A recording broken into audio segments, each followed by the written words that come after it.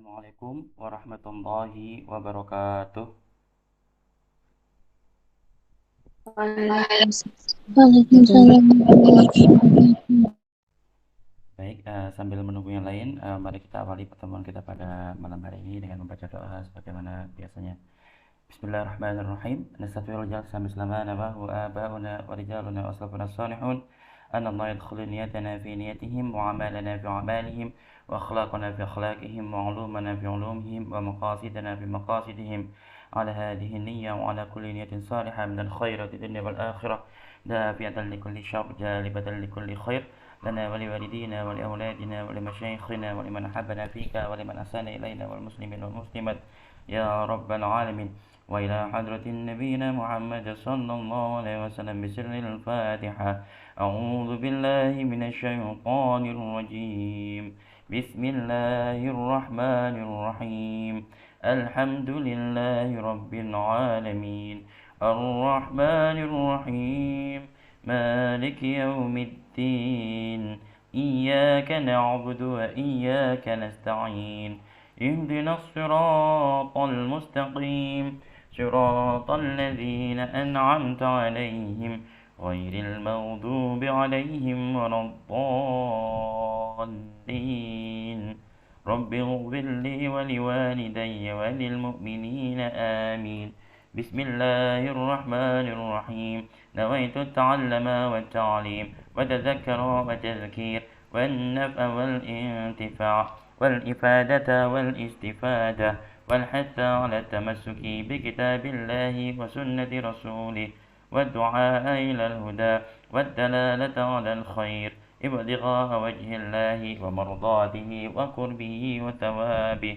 سبحانك لا علم لنا إلا ما علمتنا إنك أنت العليم الحكيم. رب اشرح لي صدري ويسر لي أمري واحلل عقدة من لساني يفقه قولي. رضيت بالله ربا وبالإسلام دينا وبمحمد صلى الله عليه وسلم نبيا ورسولا. ربي زدني علما وارزقني فهما واجعلني من الصالحين. اللهم إنا نسألك فهم النبيين وحفظ المرسلين وإلهام الملائكة المقربين. اللهم أغننا بالعلم وزينا بالحلم وأكرمنا بالتقوى وجملنا بالعافية برحمتك يا أرحم الراحمين. اللهم اخرجنا من ظلمات الوهم وأكرمنا بنور الفهم وافتح علينا بمعرفتك وسهل لنا أبواب فضلك يا أرحم الراحمين. اللهم إني أسألك علما نافعا ورزقا طيبا وعملا متقبلا. اللهم إني استودعك ما علمتنيه فاردده إلي عند حاجتي ولا تنسنيه يا رب العالمين. اللهم أرنا الحق حقا وارزقنا اتباعه وأرنا الباطل باطلا وارزقنا اجتنابه. اللهم لا سهل إلا ما جعلته سهلا وأنت تجعل الحسن إذا شئت سهلا. آمين آمين يا رب العالمين يا مجيب السائلين يا سميع يا بصير. Baik, Alhamdulillah, kita pada malam hari ini masih diberi kesempatan Allah SWT untuk belajar bersama-sama, belajar salah satu makhluknya Allah, yaitu tentang protein, ya, ciptaannya Allah yang luar biasa. Insya Allah nanti kita akan belajar dan ya mungkin insya Allah nanti kalau teman-teman bisa mendalami apa maksudnya, bisa meresapi bagaimana canggihnya sistemnya Allah, bagaimana canggihnya ciptaan Allah, maka insya Allah dengan belajar biologi kita, khususnya endokrin, kita pun akan semakin meningkat keimanan kita pada Allah Subhanahu wa taala. Nah, jadi topik hari ini tentang pengantar. Ya, karena masih pengantar. Kalau kemarin kita pengantar mata kuliah, kalau yang sekarang nanti kita masuk kepada pengantar ya biologinya. Jadi kita membahas tentang apa saja proses yang dalam tubuh kita itu nanti akan dikontrol atau diregulasi oleh hormon. Jadi hormon itu sangat luas, hormon sangat penting, fungsinya sangat banyak. Dan gangguan pada hormon seringkali membuat seseorang itu merasakan efek yang sangat signifikan ya. Bahkan orang perempuan kalau hormonnya diubah-ubah bisa menjadi lebih maskulin sampai luar biasa maskulinnya. Sebaliknya juga sama, orang laki-laki kalau hormonnya ada otak-atik dengan luar biasa, maka pun juga efeknya juga akan luar biasa. Jadi hormon memang sangat penting, sangat dominan. Bahkan salah satu faktor pembeda antara laki-laki dan perempuan adalah di hormonalnya. Ya, misalkan kalau di laki-laki yang dominan testosteronnya, tapi kalau pada perempuan yang dominan adalah estrogen. Bila mana keduanya dibolak-balik, ya maka bisa jadi kita akan mengalami perubahan yang signifikan. Karena yang perempuan suratnya menjadi lebih berat, kemudian perilakunya lebih maskulin dan lain sebagainya. Sebaliknya kalau yang laki-laki itu bisa menjadi lebih feminim, lebih melambai dan lain sebagainya. Itu semuanya karena hormon saja. Jadi kalau hormon diintervensi, hormon diganggu, hormon diubah-ubah dengan tanpa batasan tertentu, maka bisa jadi menyebabkan kita berubah menjadi luar biasa ya, luar biasa. Entah itu baik, entah itu buruk ya. Kalau buruk, naudzubillah min dzalik. Tapi intinya apa? Intinya bahwa kalau kita modifikasi atau kita regulasi hormon dengan cara atau dengan tanpa batas, maka efeknya juga akan luar biasa, menandakan bahwa hormon itu sangat penting bagi kita. Jadi hormon diregulasi atau dikontrol dengan benar akan membuat kita juga hidupnya baik-baik saja. Kita sehat, kita normal, kemudian kita bisa hidup sebagaimana mestinya. Tapi bila mana ada gangguan, entah gangguannya disengaja atau gangguan yang memang karena sakit, ya maka pasti efeknya juga akan luar biasa terasa. Yang teman-teman lihat di sini, ya ini adalah growth hormon, ya berarti hormon yang berperan penting dalam proses pertumbuhan pastinya ya. Ukurannya tidak terlalu besar, bisa teman-teman bayangkan, tapi tetap ini merupakan molekul yang berperan penting bagi keseharian kita. Ya, untuk materi hari ini, insya Allah kita akan membahas tentang biosintesis hormon. Jadi bagaimana hormon itu dibuat. Mungkin teman-teman sudah pernah mendengar bahwa beberapa hormon itu merupakan hormon peptida atau hormon seperti protein, ya hormon protein kecil. Ya, oleh karena itu berarti dia dibuat melalui proses ekspresi gen atau transkripsi gen. Apa itu transkripsi gen? Nanti akan saya tunjukkan. Kemudian juga bagaimana hormon itu disimpan dan bagaimana hormon itu disekresikan.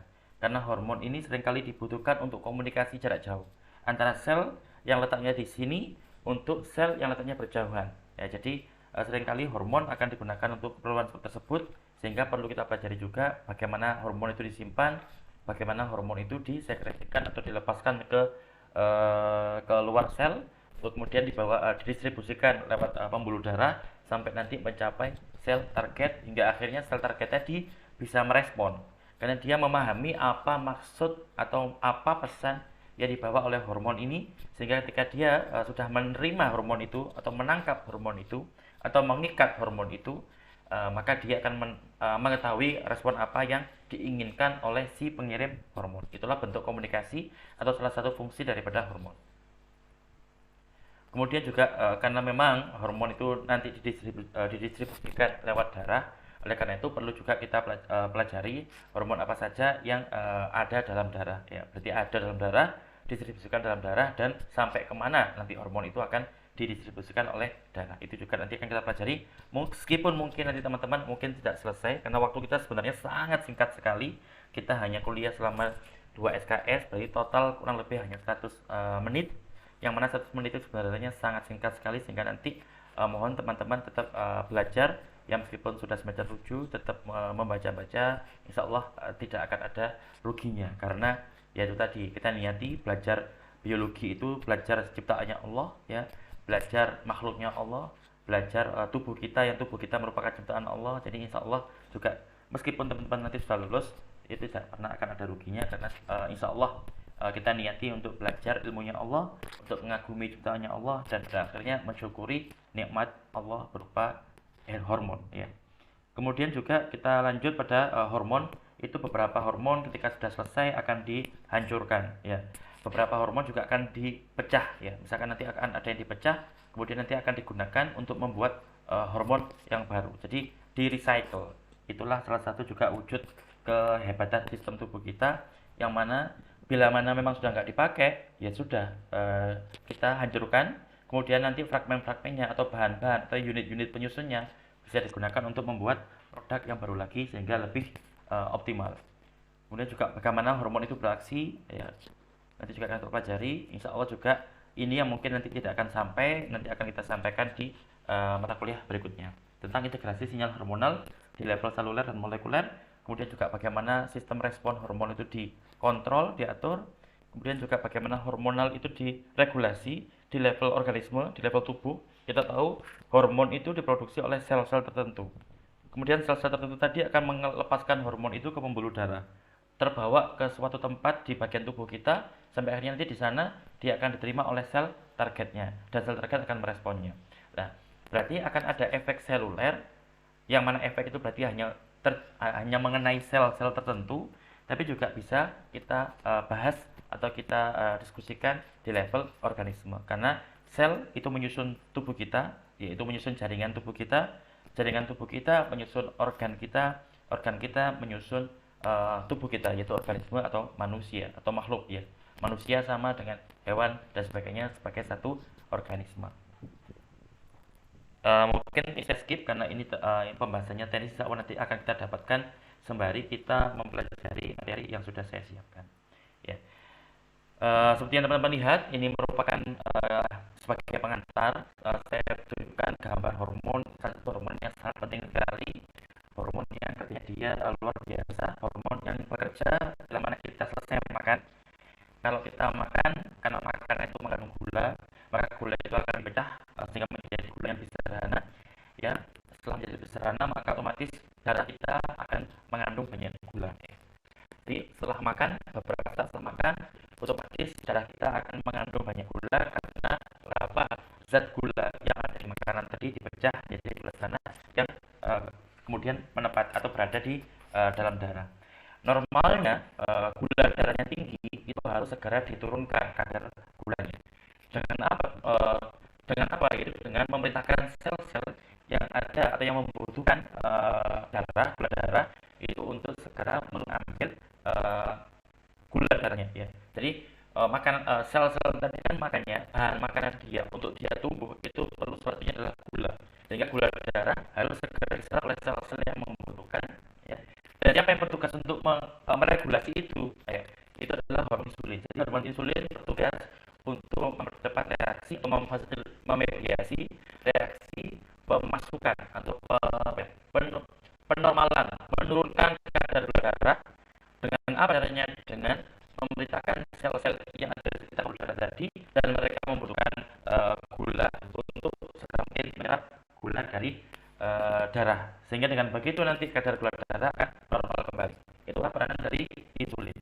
Pada beberapa orang, ada beberapa kasus misalkan diabetes, orang yang punya diabetes itu ada orang yang sakit diabetes sejak kecil, sejak lahir, yaitu diabetes tipe 1, yang berarti orang ini sejak kecil tidak punya sel yang bisa memproduksi insulin. Akibatnya apa? Akibatnya setiap hari, setiap saat, ketika gula darahnya naik, maka dia tidak punya kemampuan untuk menurunkan gula darahnya, ya. Sehingga sangat berbahaya. Kalau gula darah itu dibiarkan tinggi terus, maka itu sangat berbahaya karena itu potensi untuk menstimulus terjadinya reaksi-reaksi lain, ya, berturutan, apa namanya, saling mempengaruhi.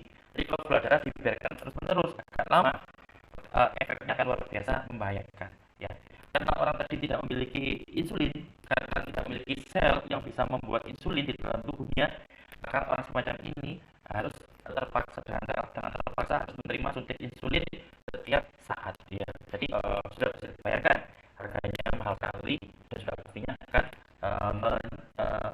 menyiksa dalam konteks psikologis, karena kalau bagaimanapun namanya sakit itu meskipun cuma sakit pilek, ya, sakit pusing itu sudah sangat memberatkan kita pada umumnya, ya, terutama bagi kita yang mungkin melaksanakan, ya.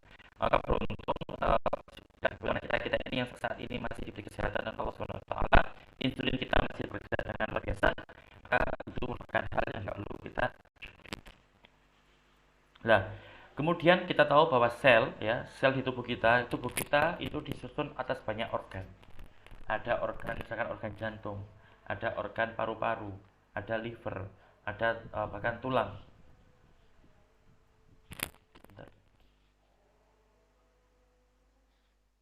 Ya, sebentar lagi adzan ya. Sebentar lagi kita pending sejenak, mungkin 3 menit sampai adzan selesai. Setelah itu nanti akan kita lanjutkan. Oke, sebentar. Ya, belum. Baik, pertama sembari menunggu adzan, maka kita tahu bahwa sel di tubuh kita itu menyusun jaringan-jaringan tubuh kita. Ya, mohon izin karena masih adzan kita berhenti selama 3 menit ini.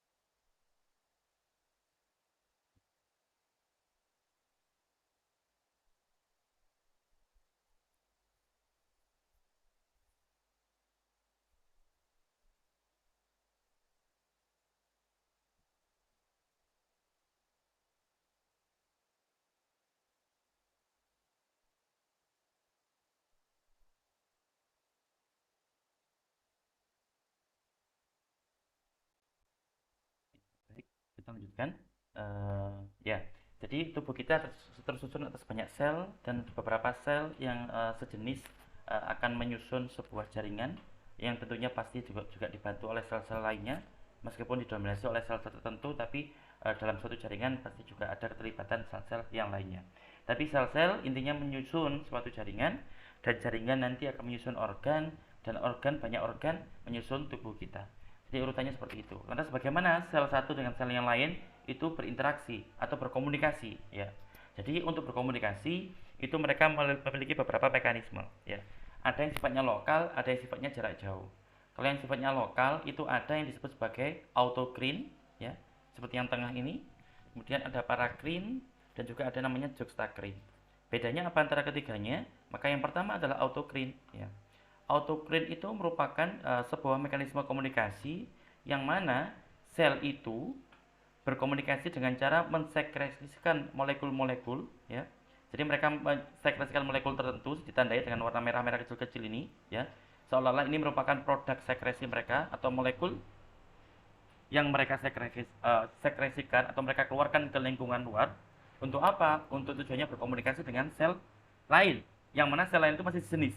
Oleh karena itu di gambar ini tunjukkan bahwa sama-sama berwarna merah, yang berarti sesama sel satu jenis ya. Jadi mereka berkomunikasi dengan sel yang lain satu jenis maka itu disebut sebagai autocrene ya. Jadi bisa jadi dia itu mengirim sinyal atau bisa jadi sinyal atau produk sekresi atau molekul yang dia keluarkan ke wilayah ekstraseluler itu akan ditangkap oleh rekan-rekannya yang sejenis, tapi juga bisa jadi malah molekul itu juga dia ditangkap sendiri. Maksudnya apa? Molekul yang dia keluarkan ke ekstraseluler dia itu akan kembali untuk mengikat protein di permukaan tubuh sel itu sendiri, dan itu juga normal dan itu juga sering terjadi, makanya disebut sebagai autocrene ya. Jadi bisa jadi dia mengeluarkan sinyal tertentu untuk kemudian sinyal itu atau molekul itu kembali menempel ke reseptornya dia, sehingga akhirnya hal itu membuat dia merespon ya. Jadi semacam dia itu mengirim pesan untuk dirinya sendiri supaya dirinya itu merespon tertentu ya, mengikuti atau merespon bagaimana lingkungan di sekitarnya dia berubah ya. Bisa jadi juga dia mengirim sinyal atau mengirim molekul tadi kepada sel-sel lain yang sejenis ya. Makanya di sini digambarkan bahwa dia mensekresikan molekul-molekul berwarna merah ini ke lingkungannya. Jadi siapapun yang ada di lingkungannya itu bisa menangkap sinyal itu atau stimulus itu atau produk itu bila mana memang mereka cocok ya. Itu namanya autocrene, auto ya. Misalkan kalau kita sendiri kan kalau kita mengoreksi sendiri auto correction, atau kalau kita mengkritik diri kita sendiri atau mengkritik yayasan kita sendiri atau mengkritik lembaga kita sendiri, maka namanya adalah auto kritik ya. Jadi auto bisa jadi ke dirinya sendiri atau ke yayasan tempat kita bekerja, atau ke lingkungan atau ke jenis sel sebagaimana milik dia. Jadi dia mengingatkan atau mengirim molekul kepada teman-temannya yang masih sejenis. Tapi kalau yang menangkap atau dia mentargetkan sel lain yang memang masih berada di lingkungan dia ya berada di lingkungan dia. Jadi kita lihat di lingkungan yang ditandai oleh merah ini, berarti titik-titik merah kecil ini merupakan area yang memang berada di radius molekul yang dia sekresikan ya. Maka protein sel-sel lain yang masih berada di lokasi tersebut, berada di area tersebut pun juga akan bisa mendapatkan menangkap sinyal tersebut, dan kemudian dia akan merespon terhadap apa kondisi-kondisi yang memang menuntut mereka untuk merespon ya. Dalam konteks ini mekanisme komunikasi semacam ini disebut sebagai parakrine ya. Kemudian bila mana untuk berinteraksi mereka harus mengadakan kontak fisik ya, karena di sini ada sebuah organel yang mana organel itu memfasilitasi adanya kontak fisik semacam ini ya. Jadi dalam konteks ini disebut sebagai juxtacrine ya.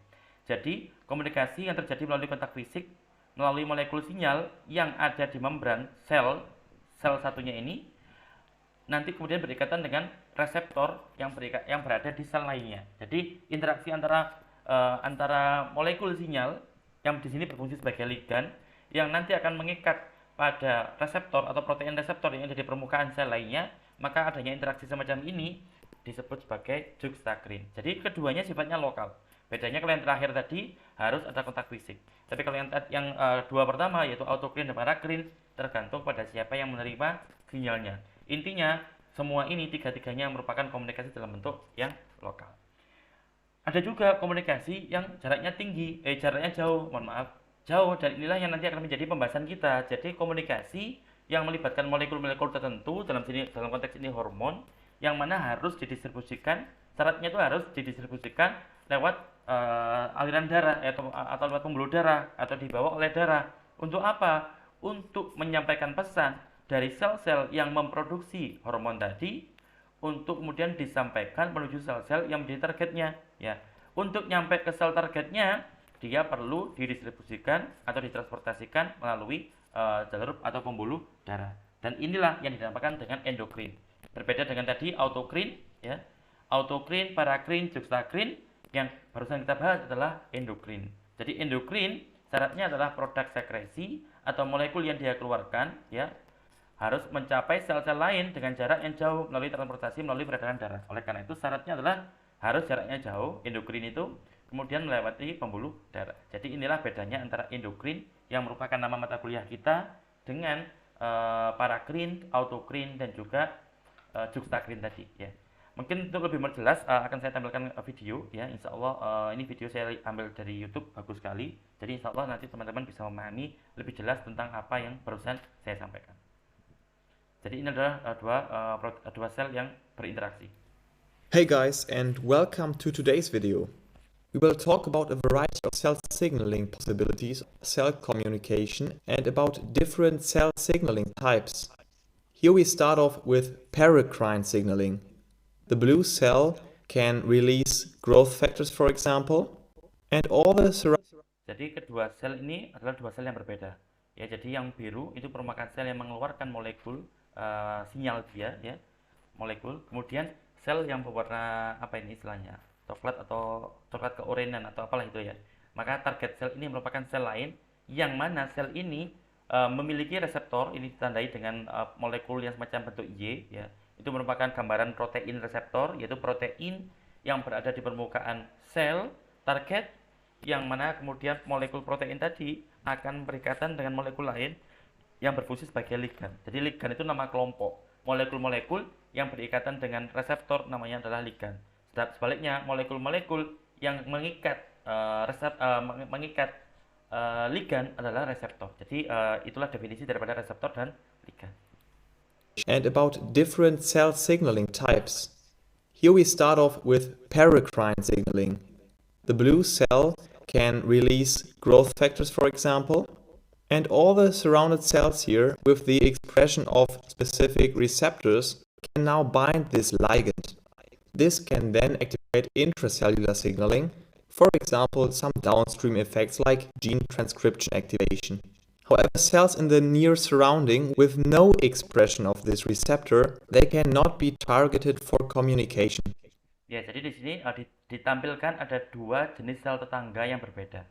Ya, jadi sel tetangga yang target sel ini dengan ini itu memiliki protein yang sama, yang mana berarti dia mampu menangkap sinyal yang dikirim oleh sel yang berwarna biru muda ini.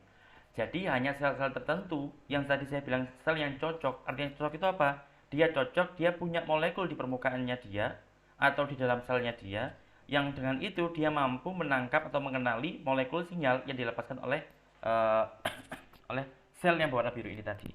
Nah, sedangkan ada sel tetangga yang lain yang juga letaknya berdekatan, ya di lokasi yang sama, tapi dia tidak memiliki protein reseptor ini, ya. Yang mana protein reseptor ini bisa menangkap molekul sinyal, tapi dia tidak memiliki. Jadi meskipun dia berada di posisi yang dekat dengan sel berwarna biru ini, tapi karena dia tidak memiliki molekul reseptornya atau protein reseptor yang tepat, maka dia pun tidak bisa menangkap maupun mengenali sinyal ini. Karena dia nggak bisa menangkap, maka ya nggak ada efeknya sama sekali. Tapi bagi dua sel ini, dia sudah menangkap, dia sudah mengenali, maka dia akan mengalami, dia akan membuat respon, ya. Baik itu responnya di dalam sel itu sendiri, ataupun nanti responnya berupa aktivitas dia di level luar sel. Jadi itulah yang disebut sebagai paracrine. Jadi yang tadi saya sebutkan sebagai sel tetangga, tapi tidak semua tetangga bisa merespon atau bisa menangkap sinyal yang dilepaskan oleh sel berwarna biru. It is important to mention here that for paracrine signaling, the cells have to be in rather close range. The signaling molecules released by the donor cell here, they can't travel over a long distance. An example for paracrine signaling might be the expression of VEGF, so the vascular endothelial growth factor. They are secreted and the surrounding cells with the specific Ya, jadi inti daripada paracrine, syarat utama dari paracrine atau paracrine adalah dia harus melibatkan dua sel atau lebih, yang mana dua sel itu harus berada di lokasi yang berdekatan. Makanya tadi teman-teman ingat bahwa untuk komunikasi lokal salah satunya adalah paracrine, ya. Jadi kalau sel yang menerima adalah sel lain, maka sel tetangga yang lain bukan sejenis dengan dia, maka disebut sebagai paracrine. Contohnya adalah misalkan sel ini atau sel donor itu memproduksi protein namanya VEGF, ya. Produksi namanya VEGF, maka kemudian hanya sel-sel tetangga yang memproduksi atau mensintesis atau memiliki molekul atau protein reseptor yang namanya VEGF, yang namanya VEGF reseptor, maka sel-sel itulah yang mampu mengenali Hey guys, secreted signal which captors can then initiate. Hanya sel-sel itulah yang mampu hanya sel tetangga yang memiliki protein reseptor VEGF atau disebut VEGF reseptor, maka hanya sel tetangga yang memiliki ini yang mampu mengenali dan menangkap VEGF. Dan setelah itu, maka sel yang menerima atau target sel tadi akan segera terlibat dalam proses yang namanya angiogenesis atau proses pembentukan pembuluh darah baru. Ini contoh realnya, contoh konkret daripada mekanisme paracrine. At angiogenesis. Another signaling type here is the autocrine signaling. So in this case here, the cell can secrete a messenger, which can be a hormone, for example, and this one can bind to its own receptors on. Ya, jadi lagi-lagi dia sel warna biru atau sel donor kita sebutnya. Sel donor mengeluarkan produk sekresi atau misalkan dalam konteks ini adalah hormon. Maka dari sekian hormon yang dia lepaskan ke lingkungan ekstraseluler dia, keluar tubuhnya dia, ada beberapa yang mungkin nanti akan kembali menempel pada reseptor yang ada di permukaan tubuh dia sendiri. Ya, makanya disebut sebagai autocrine atau autocrine bahasa Indonesianya. Ya. Jadi seperti ini mekanisme kayak tadi. Seolah-olah kalau kita analogikan kayak misalkan jenengan ngirim pesan yang penting-penting dari grup. Jadi kita punya grup WhatsApp. Di grup WhatsApp itu ada contohnya seperti inilah. Kita punya dua nomor, ya. Kita punya dua nomor, maka nomor itu kita kirimkan ke nomor kita satunya lagi semata-mata untuk mengingatkan kita bahwasanya itu pesan yang penting, ya. Jadi seperti kayak the surface. In that case, the cell has expressed the fitting receptor for its own secreted signaling molecule. We can find many good examples for autocrine signaling when we have a look into tumor cells. Most tumor cells show to be autonomous in. Ya, jadi fenomena seperti ini biasanya juga terjadi pada sel-sel tumor atau sel-sel kanker. Yang mana sel tumor itu kan kita tahu, kita sering dengar bahwa tumor itu merupakan sel yang aslinya dulu adalah sel milik manusia itu sendiri, ya, milik seseorang. Ya, di dalam tubuh seseorang itu berarti milik dia. Tapi suatu saat karena suatu hal sel tertentu pada tubuh seseorang itu bisa terus membelah. Yang normalnya seharusnya membelah itu untuk kurun waktu tertentu membelah, tapi setelah itu stop. Tapi pada sel-sel tumor mereka terus membelah. Makanya pada pasien tumor atau kanker seringkali ada bagian-bagian tubuh dia yang mengalami pembesaran. Misalkan kalau dia tumor pankreas atau kanker pankreas, maka pankreasnya akan menjadi lebih besar daripada biasanya. Mengapa? Karena ada mekanisme namanya autocrine ini. Jadi ada sel kanker atau sel tumor, ya, tumor itu berarti enggak ganas. Kalau kanker itu yang ganas, yang berarti dia menyebar kemana-mana. Ya, jadi kalau di sel tumor itu dia seringkali mengeluarkan molekul tertentu, kemudian molekul itu tertentu nanti akan menempel, bisa jadi menempel ke dia lagi, membuat dia untuk semakin aktif membelah atau terus membelah. Ya, jadi begitu pula ke tetangganya, dia memerintahkan supaya tetangganya itu juga terus membelah. Akhirnya sel-sel tumor atau sel-sel kanker tadi terus mengalami pembelahan sehingga jumlahnya semakin banyak. Akibatnya apa? Akibatnya ukuran masanya pun juga menjadi lebih besar. Sehingga pada orang-orang tumor atau kanker ada organ-organ tertentu yang memang terkena kanker itu mengalami pembesaran. Naudzubillah min. Dan semoga semuanya kita diberi kesehatan Allah Subhanahu wa taala. Amin ya rabbal alamin. Tapi ini contoh daripada autocrine atau autocrine. In terms of cell proliferation, many of them show to develop independency of their microenvironment. This is why autocrine signaling is found a lot in tumor cells. Another form of cell communication is juxtacrine signaling. In this case, it's all dependent on contact. So in this case, we don't have the secretion of a signaling molecule. Instead, we have a membrane-bound signaling molecule on our donor cell. Yeah. Hey guys, and duration. Yeah. Jadi kalau juxtacrine atau juxtacrine itu melibatkan tidak ada molekul yang dikeluarkan, tapi molekul yang menempel di sel itu sendiri, sel donor, kemudian dia akan berikatan dengan molekul reseptor yang ada di sel tetangganya atau sel targetnya. Jadi interaksi antara kedua molekul ini tidak perlu dilepaskan ke lingkungan sekitarnya, cukup dengan seperti ini menempel seperti orang salaman lah. Orang salaman, maka itu pasti juga terjadi secara lokal, karena untuk salaman kita mustahil salaman jarak jauh. Ya mungkin kecuali nanti kalau sudah dikembangkan misalkan teknologi seperti telepon yang tampil orangnya gitu ya, kayak diagram gitu, mungkin ya, hologram kayak hologram mungkin ya, tapi sekarang belum. Jadi untuk berjabat tangan itu masih termasuk kategori lokal. Jadi juxtacrine, autocrine sama paracrine, ketiga-tiganya merupakan cara komunikasi yang terjadi secara lokal. Contact. So in this case, we don't have the secretion of a signaling molecule. Instead, we have a membrane-bound signaling molecule on our donor cell. The juxtacrine signaling is contact-dependent. So when the cells get into close proximity and the membrane-bound signaling molecule will interact with the receptor on the target cell, cell signaling can be triggered. A very famous example for euxocrine signaling is the Notch delta pathway. So two adjacent cells where one has expressed the delta molecule, which is the membrane-bound ligand, and the other cell has expressed the Notch receptors, Notch delta signal. Ya, mohon maaf. Ini kesulitannya kalau menampilkan video seperti ini nggak bisa dimati-matikan. Ya. Jadi contohnya seperti tadi yang teman-teman sudah lihat bahwa contoh fenomena euxocrine ini adalah terjadi pada kasus diferensiasi sel.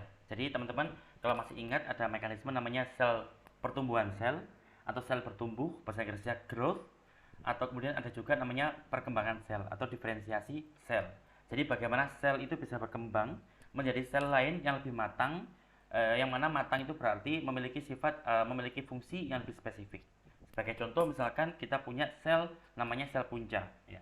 Di tubuh kita ada sel punca. Sel punca itu nanti terus-menerus berkembang, lama-lama bisa jadi dia menjadi sel tulang. Ya. Nah, karena dia sudah menjadi sel tulang, maka fungsinya sudah menjadi spesifik, yaitu untuk membangun tulang yang baru ataupun justru menghancurkan tulangnya. Ya, jadi artinya sel yang sudah berkembang atau sel yang sudah diferensiasi itu berarti dia sudah memiliki sifat yang spesifik. Makanya namanya diferensiasi. Berarti proses pembedaan atau different itu kan bahasa Inggrisnya artinya beda ya. Berarti proses untuk membedakan. Maksudnya bedakan apa? Fungsinya. Jadi fungsinya supaya lebih spesifik. Nah, dalam konteks cell differentiation ini ada interaksi antara delta ligand, yaitu molekul yang menempel pada sel tertentu, mana kemudian dia nanti akan mengikat atau berikatan dengan sel atau protein lain yang juga pada sel lain, yang disebut sebagai Notch receptor. Jadi ketika delta ligand atau ligand delta itu berikatan dengan Notch receptor atau reseptor Notch, barulah terjadi interaksi dan respons bagaimana tadi yang ditunjukkan. Dan itu merupakan contoh daripada fenomena euxocrine. Itu tentang materi kita. One has expressed the delta molecule, which is the membrane-bound ligand, and the other cell has expressed the Notch receptors. Notch delta signaling is involved in embryogenesis. It is very important for cell differentiation and can easily determine cell fate dependent on which one of these parts, the receptor or the ligand, is expressed. When cells have to communicate but are in very large distance, so paracrine signaling is not possible because of limited diffusion. Let's make it more specific. We take different organs. The brain, for example, can secrete a hormone, but the target site, so the receptors, are located in the liver tissue. So these are two organs where we have quite some range in between, right? In this case, there's one type of signaling which is called endocrine signaling, where the donor cell will now secrete their signaling molecules into the circulatory system, and they will travel in the bloodstream. They can diffuse through the membranes once they reach their specific target cell to trigger intracellular signaling pathways. The secretion of hormones is a very good example here. Hormone synthesis takes place in glands. One example might be insulin. Insulin is produced in the pancreas and from there secreted into the bloodstream. Ya, sebagai tadi saya tunjukkan bahwa contoh yang paling jelas untuk endokrin atau mekanisme endocrine adalah insulin yang tadi saya sebutkan di awal, bahwasanya insulin itu merupakan hormon yang berfungsi untuk meregulasi glucose uptake atau pengambilan gula darah oleh sel-sel yang membutuhkan. Ya. Jadi insulin diproduksi di mana? Di pankreas. Ya, letaknya pankreas di mana? Pankreas itu letaknya di daerah perut. Ya. Kalau pankreas itu di daerah, kalau teman-teman pernah membedah tikus, maka lokasinya itu ada di perut bagian kiri, ya. Terus sebelah kiri nanti di situ dekat dengan spleen, dekat dengan liver, ya. Karena seringkali kalau nanti ada kanker pankreas, itu kalau tikus kanker pankreas itu biasanya mereka semuanya nempel, spleen, kemudian liver itu menempel, ya. Jadi letaknya memang di situ pankreas, ya.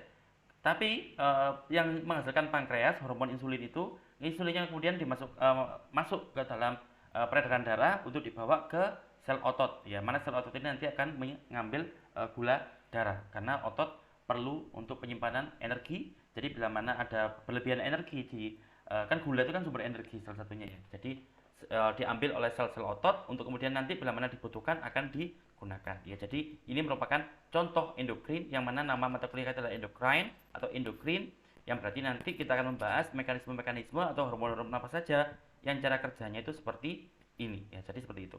The endocrine system. Baik, lanjut. Ada juga komunikasi yang sifatnya lebih jauh. Ya, contoh seperti ini adalah komunikasi yang jaraknya jauh, tapi bukan endokrin. Apa itu? Seperti yang teman-teman lihat, ini adalah sel saraf. Sel saraf memiliki bentuk yang sangat unik. Ya, jadi ada bagian tubuh sel atau disebut sebagai soma. Ya, kemudian ada namanya dendrit. Ya, yang seperti rambut-rambut seperti apa ya? Ya, seperti rambut-rambut ini. Kemudian yang panjang ini namanya akson. Yang di akson ini nanti ada myelin. Ya, ada sel Schwann. Kemudian ada celah sinaps, yang mana jarak antara tubuh sel dengan ujungnya dia itu agak jauh, ya. Di sini ada sinaps, di sini ada di sini, ya. Jadi yang menghubungkan dengan misalkan sel otot, jaringan otot, ya.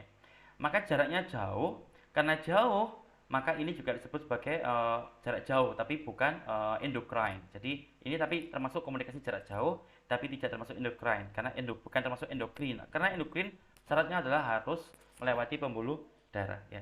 Kalau di sini disebut sebagai komunikasi sinaptik karena memang komunikasi yang melibatkan sel neuron, kemudian nanti komunikasinya terjadi di celah sinaps, ya, ya. Jadi ini merupakan contoh daripada komunikasi jarak jauh tapi tidak termasuk golongan endokrin atau endocrine.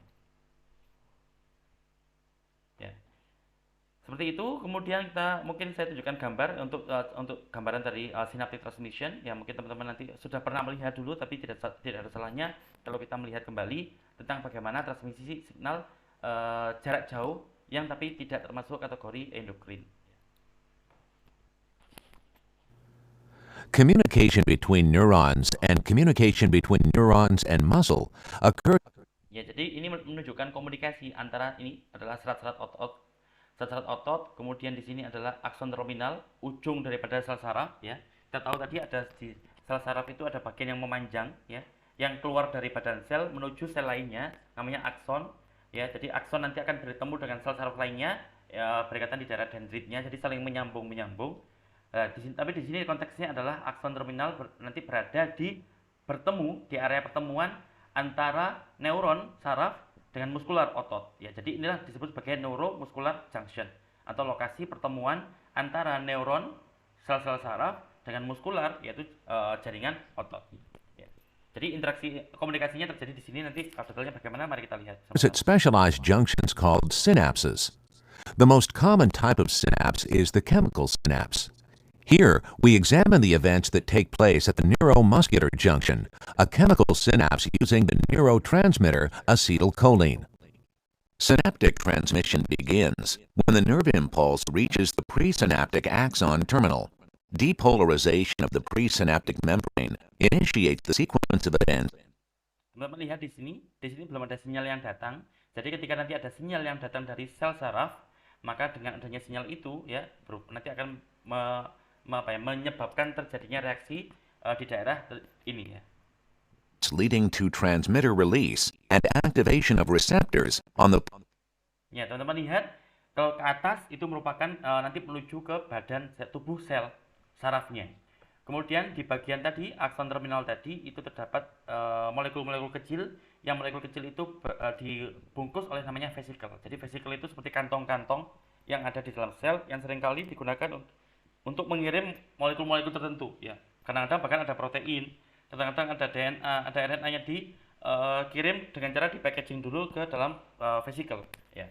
Jadi vesicle mari kita bayangkan vesicle sebagai kantong-kantong. Dan di sini di dalam vesicle ini terdapat molekul-molekul transmitter atau molekul-molekul yang bisa meneruskan sinyal, ya. Jadi molekul-molekul pentransmisi, penghantar sinyal. Karena kemudian di sini ada protein yang berfungsi untuk menjadi kanal, berarti pintu keluar masuknya ion Ca2+, ya. Jadi di sini kalau nggak salah ini kalsium, ya. Jadi di sini nanti berkaitan dengan masuk keluarnya kalsium. Kemudian ada mitokondria, karena pasti semua reaksi kimia itu memerlukan tenaga, dan organel tubuh sel yang mampu atau berperan untuk memproduksi energi adalah mitokondria. Dan di sini ada celah yang mana celah ini disebut sebagai celah sinaptik. Mengapa kok celah sinaptik? Ya karena di sini memang terjadi, ya, berada menghubungkan daerah yang namanya sinaptik ya, ini daerah sinaps ya. Kemudian di sini daerah postsinaptik ya. Maksudnya apa? Daerah setelah sinaps ya. Jadi di sini celah sinaps, kemudian ini postsynaptic cell, berarti daerah pasca celah sinaps ya, sinaps. Kemudian di sini ada reseptor yang mana juga sama kayak ini, protein, yang mana protein yang berarti dia nanti akan menangkap molekul lain yang disebut sebagai ligan ya. Jadi mari kita teruskan. Postsynaptic membrane. Shown here are the principal molecules and organelles necessary for release of neurotransmitter. Synaptic vesicles exist in distinct pools, either tethered to the cytoskeleton in a reserve pool or free in the cytoplasm. Some of the free vesicles make their way to the plasma membrane and dock as a series of priming reactions prepares the vesicular and plasma membrane. Jadi kemudian ketika ada sinyal yang sudah diterima, maka sebagian ini akan merespon dengan cara apa? Dengan cara beberapa vesikel akan segera menempel ya, dock. Dock itu istilah menempel, mengait, kayak yang terjadi pada perahu di pelabuhan. Jadi dia docking itu berarti dia kayak menempel parkir di pelabuhan. Jadi sama di sini kantong-kantong yang berisi neurotransmitter tadi, kalau memang sudah ada respon yang memerintahkan dia untuk segera bergerak, untuk segera dikirim, maka vesikel ini akan segera mendekat ke daerah membran ya, karena memang komponen vesikel itu hampir mirip dengan membran ini. Makanya memang bisa jadi karena kalau tanpa dibungkus seperti ini, tanpa masuk kantong, itu nggak bisa keluar ya. Jadi untuk bisa keluar molekul-molekul yang kecil ini ya, transmitter itu harus dibungkus vesikel, kemudian vesikel nanti akan mengantarkan sampai akhirnya nanti oleh membran ini akan diberi izin untuk keluar ya. Itulah fungsi daripada vesikel. Jadi kalau dia tidak dibungkus macam ini, dia tidak akan bisa keluar secara langsung ya. Membranes for fusion. The membranes of the synaptic vesicles are drawn together via protein complexes, collectively called snares, that are expressed on the vesicle and presynaptic membrane. Ya, jadi salah satu di sini ada keterlibatan protein yang disebut sebagai snare. Jadi protein ini diproduksi dalam vesikel juga, tapi juga diproduksi di membran sini juga, ya di membran luar atau namanya presynaptik. Jadi kan ini merupakan area yang posisinya itu sebelum celah sinaps. Maka dia disebut sebagai presynaptik, yaitu area sebelum celah sinaps. Jadi teman-teman bayangkan jalur ini itu namanya celah sinaps. Maka daerah yang setelahnya dia disebut sebagai postsynaptik ya, area postsynaptik. Jadi kalau yang di sini ada sel berarti postsynaptic cells ya. Kembali ke sini, maka ketika ada sinyal tertentu yang sudah dia terima, maka dia vesikel akan segera merespon dengan mendekat ke, mohon maaf ada telepon dari istri ya. Maka kalau dia sudah menerima sinyal, maka dia akan segera menempel ke membran untuk kemudian dia akan berfusi hingga nanti pada akhirnya melepaskan transmitter yang dia bawa ya. Lanjut. When the axon terminal is depolarized, voltage-gated calcium channels open, and calcium ions rush into the axon terminal. Some of the calcium ions bind to a protein on the synaptic vesicle membrane called synaptotagmin. When calcium Ya, jadi bila nanti dia mengalami depolarisasi, maka akibatnya apa? Ion-ion kalsium yang dari luar awalnya, dari luar area presinaptik akan masuk lewat kanal apa tadi? Kanal kalsium, maka dia akan memberikan izin kepada kalsium untuk masuk, dan beberapa di antara kalsium yang masuk itu akan mengikat protein namanya synaptotagmin, yang dengan itu maka prosesnya akan proses perfusian atau penggabungan vesikel dengan membran akan semakin dipercepat. Ya. Binds to synaptotagmin on the synaptic vesicles nearest the active zone. The vesicles are drawn even closer to the presynaptic membrane. The vesicles fuse with the axon terminal membrane and release their transmitter card. Ya, dan beginilah transmitter sekalinya dilepaskan ke area luar, yaitu ke celah sinaps, maka pastinya nanti akan diproses karena dia akan berikatan dengan reseptor-reseptor tertentu yang akhirnya dengan ikatan itu terjadilah respon-respon berikutnya.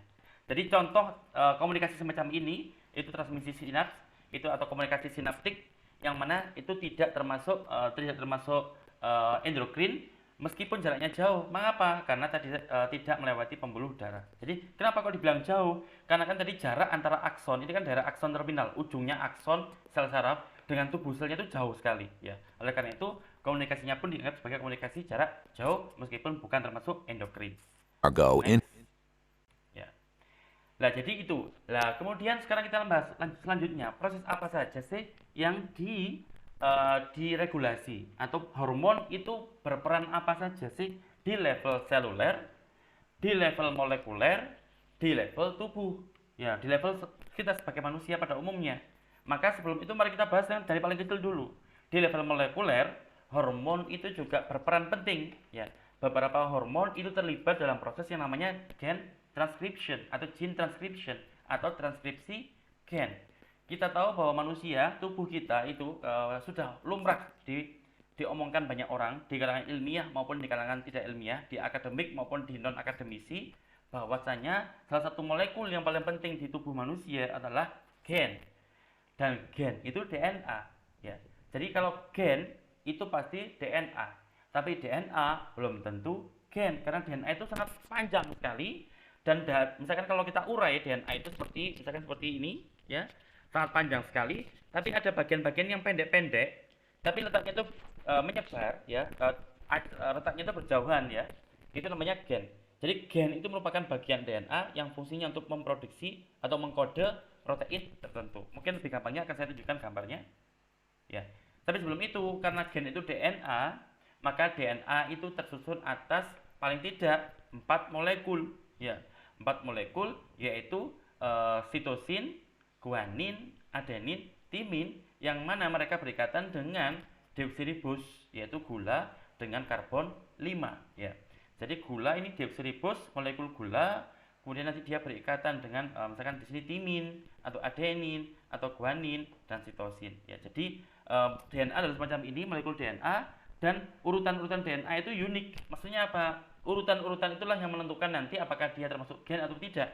Dan kalau dia termasuk gen, maka dia akan berperan lebih lanjut dalam proses produksi atau pembuatan protein, termasuk hormon, juga beberapa hormon termasuk protein. Berarti hormon itu mengontrol transkripsi gen atau proses pembacaan gen atau proses pengkodean gen, tapi kemudian juga hormon mengatur, tapi juga nanti hormon juga akan dibuat melalui proses yang dia kontrol. Jadi kayak tadi kalau teman-teman ingat istilah autocrine atau autocrine, maka di sini pun juga sama.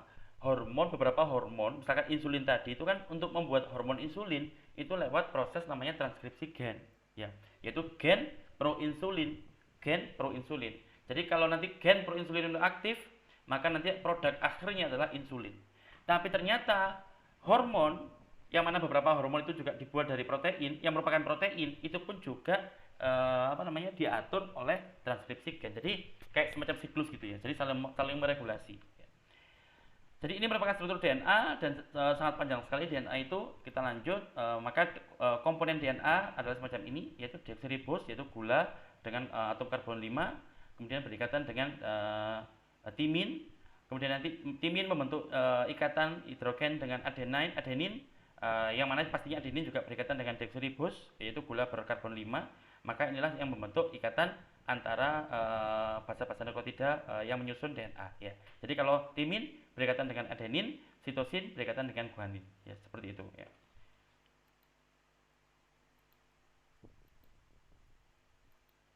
Ya. Nah, jadi kemudian teman-teman lihat di sini, bagian ini merupakan DNA gen ya. Jadi bagian DNA itu sangat panjang, tapi DNA yang mengkode protein tertentu namanya gen. Jadi di sini ditunjukkan kira-kira gen itu bentuknya semacam ini teman-teman. Mulai dari sini, ujung sini, start sampai terminate. Meskipun ini yang depan itu termasuk bagian gen juga, tapi nanti dia tidak ikut di proses selanjutnya. Di bagian depan ini cuma untuk memulai proses. Jadi sebelum gen itu nanti akan ditranskripsi atau diterjemahkan ya. Karena gen itu kan membawa kode. Kode itu nanti akan diterjemahkan, akan dibaca sampai nanti akhirnya ditranslasi kayak Google Translate itu ya, diterjemahkan sampai nanti dari diterjemahkan jadi apa? Produk akhirnya adalah protein.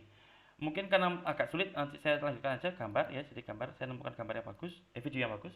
Jadi ini adalah sel kita, di sel ada nukleus. Here is a cell, the basic unit of all living tissue. In most human cells, there is a structure called the nucleus.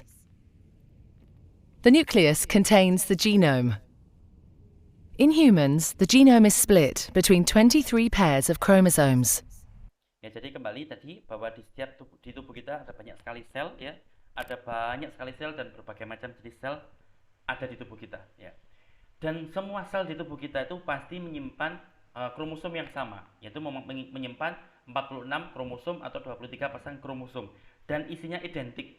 Jadi satu individu kita, saya, itu kalau saya mengambil sel yang ada di kaki saya, kemudian sel yang ada di tulang saya, dan juga sel yang ada di otak saya bedah, saya ambil nukleusnya, saya buka nukleusnya, saya ambil DNA-nya, saya bandingkan, itu sama, ya. Loh Pak, terus kok bisa beda Pak? Iya, beda kok, materi genetiknya sama, sel-sel tadi sama, isinya, materi DNA-nya sama, tapi kenapa kok satunya bisa menjadi sel kulit, kaki, sel otak, sel saraf otak, atau kemudian menjadi sel tulang? Bedanya apa? Bedanya adalah yang regulasinya, kontrolnya, pengaturnya. Gen apa saja di antara DNA yang sangat panjang ini yang aktif. Jadi kalau yang aktif itu memang cenderung mengarahkan sel itu untuk menjadi sel kulit, maka sel itu akan menjadi sel kulit. Tapi kalau gen-gen yang aktif itu mengarahkan dia atau cenderung mengarahkan dia untuk menjadi sel tulang, maka dia pun akan menjadi sel tulang. Jadi tergantung gen mana yang diaktifkan. Jadi teman-teman bayangkan ada benang yang sangat panjang dan ada bagian kecil, yang mana bagian kecil tapi banyak, ya, bagian kecil tapi banyak. Kalau saya tidak salah jumlahnya itu sekitar ratusan ribu, ya, lumayan banyak, ya. 22.000, sorry, maaf, 22.000 kalau saya tidak salah jumlah gen manusia, jumlahnya banyak, ribuan. Maka di antara ribuan ini mana yang aktif, maka itulah yang menentukan identitas daripada sel tersebut. Meskipun ingat, tubuh saya, tubuh jenengan semuanya satu tubuh, semua selnya diambil dibandingkan DNA-nya itu sama, ya. DNA kita karena juga bentuknya sangat panjang sekali, ukurannya panjang sekali. Untuk bisa masuk ke dalam nukleus, kita tahu sel kita itu kecil, sel. Di dalam sel ada nukleus, berarti nukleus lebih kecil lagi, karena nukleus ada di dalamnya sel kita. Jadi karena lebih kecil, maka DNA supaya bisa masuk itu harus dimampatkan. Lah, kromosom ini merupakan bentuk pemampatan daripada DNA yang sebenarnya sangat panjang sekali. Siapa yang memampatkan? Yang memampatkan protein. Ya, protein namanya protein histon. Dan proses semacam ini pun juga diregulasi oleh hormon. Ada hormon yang terlibat juga dalam proses semacam ini, pastinya ada, ya. Kita lanjut. Each chromosome contains a long strand of DNA, tightly packaged around proteins called histones. Within the DNA are sections called genes. These genes contain the instructions for making proteins. Ya, teman-teman lihat. Maaf, ini ada yang kelewatan tadi. Proteins. Ya, teman-teman lihat, jadi kalau diolor atau diurai, ya, kromosom itu sebenarnya merupakan untaian DNA yang sangat panjang sekali. Ya, DNA yang semacam ini panjang sekali, kemudian dia dipilih lebih lanjut menggunakan bantuan histon, ada protein yang membantu, supaya apa? Supaya pilihan dia, supaya packagingnya dia itu lebih compact, lebih erat, lebih ketat, ya.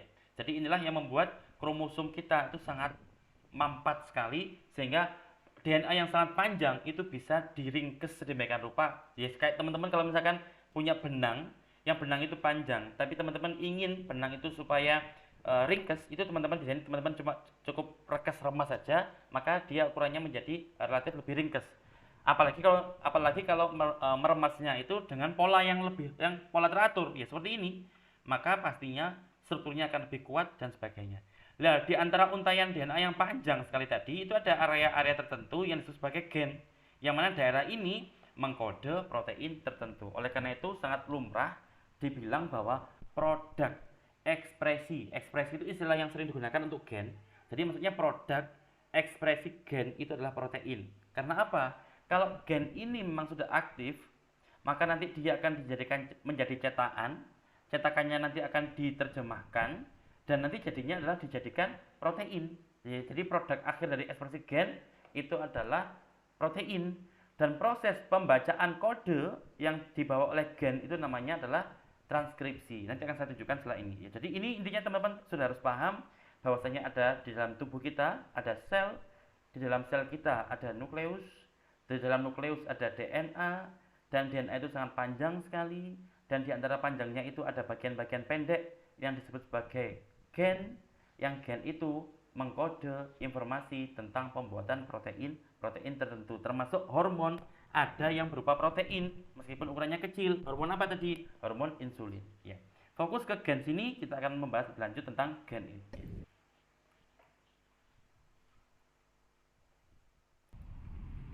Each chromosome contains a long strand of DNA, tightly packaged around proteins called histones. Within the DNA are sections called genes. These genes contain the instructions for making proteins. When a gene is switched on, an enzyme called RNA polymerase attaches to the start of the gene. Ya, teman-teman, untuk mulai membaca kode yang tersimpan dalam struktur DNA ini, yaitu gen, ya. Gen itu bagian DNA yang menyimpan informasi tentang protein tertentu, ya. Sehingga perlu dibaca kode yang ada di DNA ini, ya, kode yang ada di DNA yang di gen ini. Sehingga proses itu namanya nanti ekspresi gen, ya. Jadi gen berekspresi, jadi apa? Jadi protein. Siapa yang bertugas? Yang bertugas adalah protein lain. Namanya apa? Namanya protein RNA polymerase.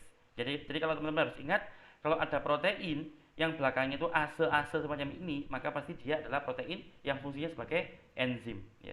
Enzim gunanya apa? Enzim itu protein yang berfungsi untuk mengkatalis, ya, untuk mempercepat reaksi kimia tertentu, ya. Jadi sebenarnya tanpa enzim RNA polymerase itu, katanya itu bisa terjadi proses ekspresi gen, tapi bisa mencapai waktu yang sangat lama sekali, mungkin puluhan tahun, mungkin ratusan tahun, ya, satu reaksi. Tapi dengan adanya enzim, proses yang seharusnya tadi ratusan tahun atau puluhan tahun bisa dipercepat menjadi sekian second atau sekian detik, ya. Gene. It moves along the DNA, making a strand of messenger RNA out of free bases in the nucleus. Jadi ini kode yang ada di gen. Ya, jadi gen itu kan DNA. Ingat teman-teman, gen pasti DNA. Dan kalau DNA itu molekul besar atau makromolekul yang tersusun atas A, ini yang di bawah A, T, G, C. Ya, A, T, G, C selalu seperti itu, hanya 4, kombinasi dari 4 itu. Tapi cetakan ini akan diterjemahkan oleh RNA polymerase tadi, ya, untuk menghasilkan namanya mRNA atau messenger RNA yang warna biru ini, ya. Jadi punggungnya warnanya biru ini. Lah karena RNA itu nggak punya T, sehingga, mohon maaf, terlalu sensitif ini. There is a structure called the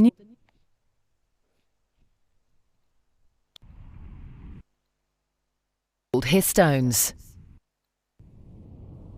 Enzyme called RNA polymerase attaches to the start of the gene.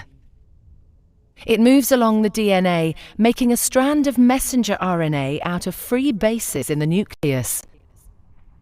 Yang saya inginkan bahwa di RNA atau messenger RNA itu, dia RNA, dia nggak punya T, sehingga kalau kodenya atau dicetakan gennya itu T, maka diterjemahkan jadi A. Tapi kalau A di gennya, maka diterjemahkan menjadi U. Ingat, karena dia nggak punya T, dia punyanya U, sehingga yang tadi kodenya adalah TA, jadinya AU, dan seterusnya. Teman-teman lihat di sini ada A lagi, maka kita lihat A di sini dan A ini, kira-kira pasangannya nanti apa? Insya Allah pastinya juga U. The DNA code determines the order in which the free bases are added to the messenger RNA. U lagi. This process is called transcription. Proses ini namanya adalah transkripsi gen atau gene transcription. Dan yang bekerja untuk mengkatalis reaksi gene transcription adalah tadi protein namanya RNA polymerase. Dan produk daripada gene transcription disebut sebagai messenger RNA. Inilah namanya messenger RNA. mRNA. Singkatannya mRNA yaitu messenger RNA. Mengapa? Karena memang dia itu kan membawa kode. Yang kode terjemahan daripada kode yang ada di gen tadi. Karena dia membawa kode terjemahan, dia disebut sebagai pembawa pesan, pembawa berita, ya. Jadi pengirim pesan, namanya messenger RNA. Lanjut dari proses tadi, maka karena dia tadi sudah diperoleh messenger RNA, maka messenger RNA ini merupakan molekul yang sangat-sangat fragile, sangat lemah, ya. Dan lagi-lagi di sini hormon terlibat. Jadi semua proses yang saya sebutkan pada hari ini itu merupakan proses-proses yang berada di bawah kontrol daripada hormon-hormon tertentu, ya. Jadi seperti itu. Nah, kemudian setelah tadi diperoleh messenger RNA, maka dia harus dikirim. Kan semua proses tadi terjadinya di mana? Di dalam nukleus, masih di dalam inti sel. Karena letaknya tadi, letak DNA itu ada di dalam nukleus, dalam inti sel. Nanti dia untuk bisa diubah jadi protein, dia harus dibawa. Messenger RNA tadi harus dibawa ke sitoplasma. Karena nanti di sanalah dia akan diubah atau ditranslasikan atau diterjemahkan menjadi rantai asam amino yang terus-menerus menjadi protein, ya. Jadi karena messenger RNA ini molekul yang sangat fragile atau sangat mudah rusak, jadi dia itu perlu diolah terlebih dahulu sebelum dikirim keluar. Sebelum dikirim keluar inti sel menuju sitoplasma, dia harus diproses. Ada 3 jenis proses. Proses yang pertama adalah capping. Jadi dia itu dikasih capping itu kan bahasa Inggris. Cap itu kan topi, ya. Memang seolah-olah dia dikasih topi. Di ujungnya dia, tadi kan dia seperti benang gitu ya. Di salah satu ujungnya yang dianggap kepala itu dikasih topi. Topi itu ya molekul lain, molekul kimia, senyawa kimia. Yang mana dengan menempelnya senyawa kimia tadi membuat messenger RNA tadi menjadi lebih stabil, ya. Itu capping. Di bagian kepalanya anggap ya ada kepalanya, di bagian kepala dianggap dia ditambahi struktur seperti topi yang mana tugasnya untuk melindungi.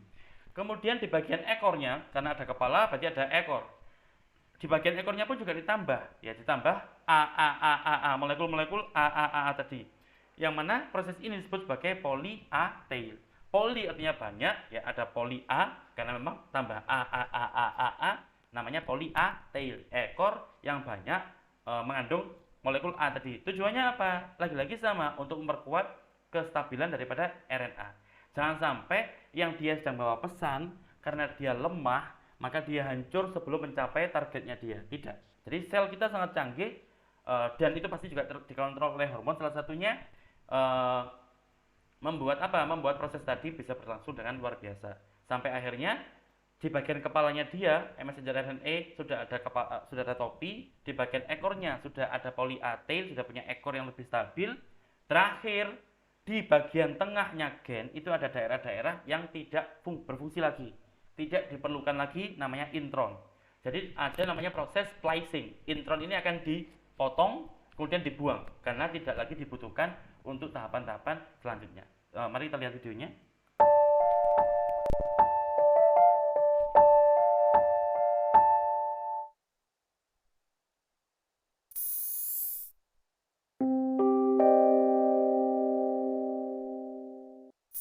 Istilah mRNA splicing itu berarti proses pemotongan intron tadi. Jadi intron itu adalah bagian-bagian yang berada di tengah-tengahnya tengah-tengahnya messenger RNA, ya. Jadi intron itu bagian yang tidak mengkode protein. Jadi makanya tadi karena dia nggak lagi mengkode protein, jadi gen itu kan panjang, ya. DNA panjang sekali. DNA yang panjang itu ada bagian kecil yang namanya gen. Dan ternyata yang gen itu dianggap mengkode protein. Dan ternyata di dalam gen itu masih ada bagian-bagian yang tidak mengkode protein, tapi diperlukan untuk membantu proses-proses pembuatan protein, ya. Jadi di awal-awal intron dibutuhkan meskipun dia nggak mengkode protein. Tapi nanti ketika peran dia sudah selesai, maka dia sudah layak untuk dipotong, untuk kemudian dibuang. Sehingga tadi daerah gen yang panjang, cukup panjang tadi, dibuanglah semua intronnya dia, hingga sisanya adalah ekson saja. Kalau ekson itu kebalikannya intron. Ekson merupakan bagian dari gen yang mengkode protein tertentu, sehingga harus dipertahankan, ya. Jadi intronnya dibuang, eksonnya dipertahankan. Namanya prosesnya apa? Prosesnya namanya mRNA splicing atau pemotongan mRNA.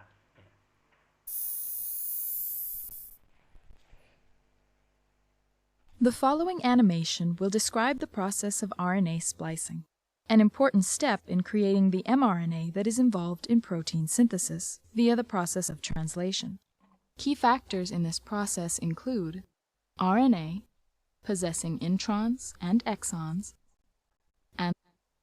Jadi teman-teman lihat tadi, ada intron, jadi ini adalah messenger RNA, ya, messenger RNA atau mRNA atau mRNA. Jadi mRNA itu memiliki daerah namanya ekson. Ekson ini merupakan bagian daripada messenger RNA yang nanti akan mengkode protein. Sehingga ekson harus dipertahankan. Dan satu messenger RNA itu biasanya punya banyak ekson. Makanya di sini pakai S, jamak, ya. Ekson. Di gambar ini cuma ditampilkan 2, biasanya lebih dari 2, ya. Dan di setiap antara dua akson itu pasti ada daerah namanya intron. Dan intron inilah yang tadi saya sampaikan, intron ini memang punya fungsi penting, ya. Tapi untuk tahapan-tahapan sebelumnya. Tapi untuk tahapan saat ini dan seterusnya, itu intron sudah nggak diperlukan lagi. Sehingga intron ini perlu dipotong untuk kemudian dibuang, sehingga nanti bagian daripada akson ini akan disambung dengan akson lainnya, terbentuklah mature RNA atau RNA yang sudah matang, ya. Jadi siap untuk diterjemahkan menjadi protein, ya. Next. And the spliceosome. Ini merupakan protein, ya. Ini merupakan molekul yang tugasnya untuk memotong tadi. Jadi untuk membantu proses pemotongan intron tadi supaya nggak salah potong, inilah yang bertugas, spliceosome. Jadi molekul yang luar biasa canggih. Here we see an RNA molecule with a single intron. Several signals exist within. Ya, ini contohnya, ini merupakan mRNA. mRNA itu memiliki dua akson 1, intron 1, akson 1 lagi. Jadi aksonnya ada 2, intronnya ada 1. Dan di antara akson dan intron itu pasti ada urutan DNA yang unik, yang khas, yang sehingga bisa dikenali oleh tadi spliceosome tadi, yaitu molekul pemotong tadi. The intron that are used in the splicing process. From the 5' end of the intron, these are GU, Nah, ini kode khususnya the yang A branch dikenali oleh site, molekul lain tadi. a pyrimidine-rich region, and the 3' AG. The GU and AG sequences define the beginning and end of the intron. Splicing is mediated by the spliceosome, which consists of several protein RNA complexes. The first step involves 2 complexes that bind near the GU sequence. Ya, jadi ada molekul lain akhirnya mengenali daerah yang tadi saya sebutkan di daerah batasan antara akson dan intron itu ada kode yang unik yang bisa dikenali oleh protein lain. Ini protein lain, ya. Sehingga nanti daerah itulah yang akan menjadi proses pemotongan intron dan kemudian akan menjadi penyambungan akson. The RNA is then looped, and 3 other protein RNA complexes bind.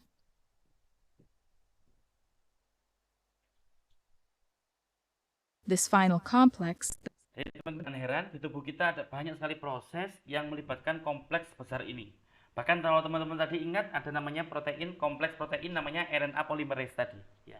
Jadi sebenarnya gen atau protein yang berfungsi untuk mengkatalis reaksi transkripsi gen yang tadi ditunjukkan oleh gambar RNA polymerase tadi hanya satu, sebenarnya itu banyak sekali teman-teman.